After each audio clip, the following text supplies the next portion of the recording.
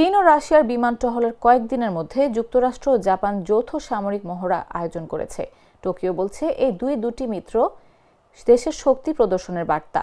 জাপানের joint chiefs of staff জানান, বুধবারের মহড়া দেশের চারপাশের ক্রমশ জটিল নিরাপত্তা পরিস্থিতির মধ্যে আয়োজন করা হয়েছে।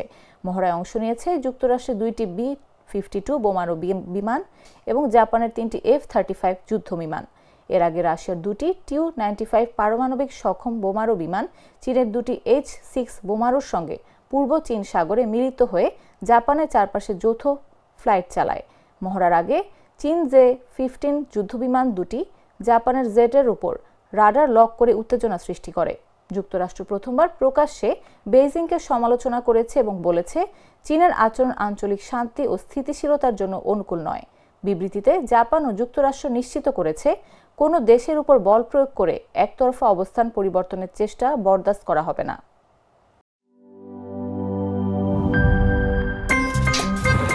আমার একটা স্মার্ট সিদ্ধান্তে 25% গ্যাসের খরচ কমেছে। ভাবছেন কিভাবে? সাধারণ গ্যাস স্টোভ বদলে আমি এনেছি আরএফএল গ্যাস স্টোভ। এর সাইন্টিফিক নজল ও ব্রাস বার্নার ক্যাপ সমানভাবে তাপ ছড়িয়ে রান্না করে দ্রুত।